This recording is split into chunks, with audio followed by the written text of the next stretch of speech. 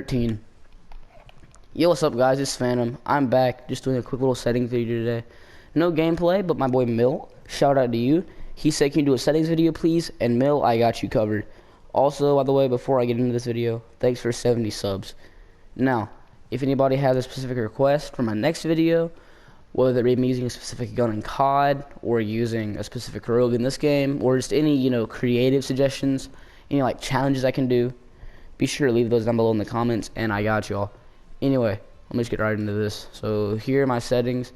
If you want to screenshot these, you can, and just fast forward through the video. I'll make sure to leave timestamps. Anyway, here we go. My brightness is at 63. Now, I've tried between 55 and around like 70. Now, thing with being like above 70, you don't want to get too high because then it becomes like hard to distinguish individual like rogues from just terrain, the background.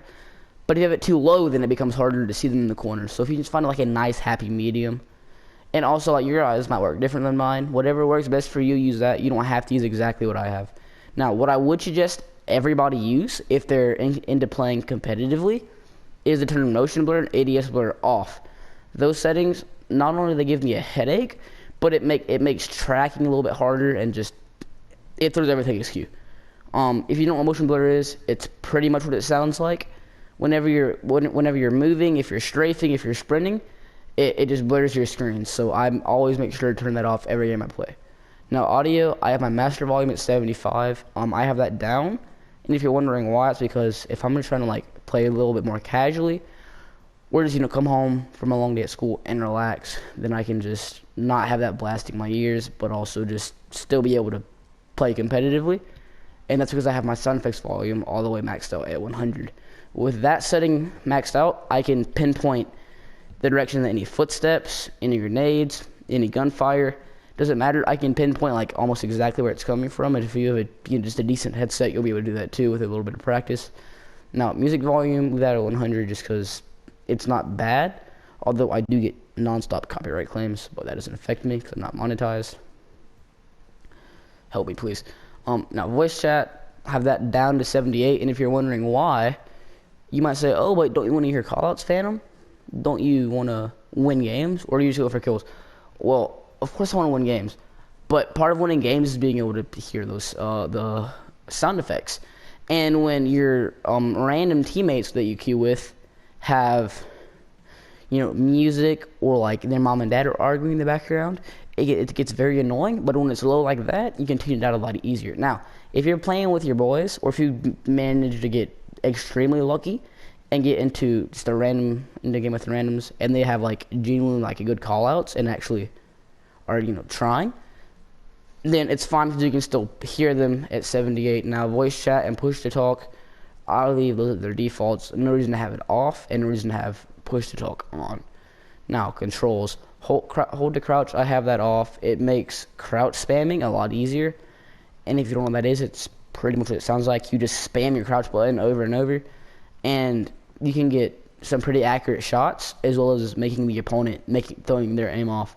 Now, hold to sprint, I have that off. That's more of a preference, and then I would suggest everybody turn auto sprint off, just because say if you're going up to a corner, and if you have auto sprint on, then there's a chance that your guy will just sprint around that corner, and you're not expecting it, so you just get absolutely lasered like a lame duck. Now, sensitivity, I have both of mine at 4.5 with 50/50 ADS sensitivity. I find 4.5 really great, so where you can track your target nice and easily. But if you're getting shot in the back, or if you hear footsteps or gunfire behind you, and they're coming, you can turn it around quickly enough to where if you aim well, you can reliably turn on them and swing that gunfight. Now, my left stick dead zone, leave that at the default because left stick doesn't really matter to me. But my right stick dead zone, I do turn it up to 0.25. I find that you can be a lot more accurate hip firing with 0.25, just because it's slightly more, and so you're never gonna really over aim. Now, for the rest of these, I leave these pretty much all default except vibration. I do turn that off. That's another setting that every game I play, I make sure to turn it off. It's just pretty much useless. I mean, it's not gonna throw your game off that badly, but if it catches you by surprise, then you're obviously in for a pretty bad time. Now, bindings, leave the gameplay basic, and then my movement, this is the first change I make. I put my dodge roll at R1, and that means that my shoulder swap is circle. The reason I do this, whenever you're aiming, you're shooting with R2, right? And say you get it down, or if you're like me and you use Lancer, and you just roll just to reload, hit R1, super easy. You don't have to take your hands off the remote, off the sticks, off the triggers at all. You can just super smooth. And if you play Claw, or if you have a Scuff, then that would be different. But for those of y'all that are like me, and just have a basic PS4 Xbox controller, at least currently, I'll suggest using that for now. Now my aim and fire are basic. Now obviously my circle becomes my toggle shoulder. Now if you go down, my melee is up. You could also make that right on the D-pad. It doesn't really matter if you change it or not. Now gameplay, quick cast, doesn't really matter. I just leave it default. But auto pickup, this is one of the most underrated settings in the game, and I swear, in the future, I'm gonna make a whole video just detailing why this this one specific setting is so underrated. If you say you lose the first round and you don't get a gun, if you get it down, you automatically pick up that, or if you get a finish, you automatically pick up that rogue's gun.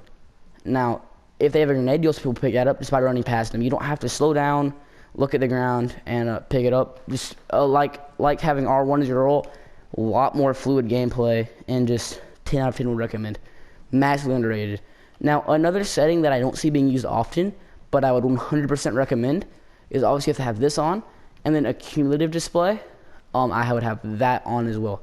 What this does is, it tells you exactly how much damage you've done to one person. So say you shoot them 7 times for like 90 damage.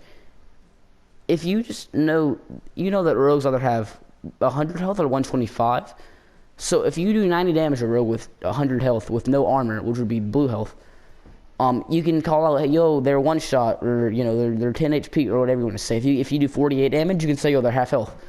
It's really simple for call outs. Now finally, region that matters. Well, none. Anyway, it's been Phantom. See you in the next one.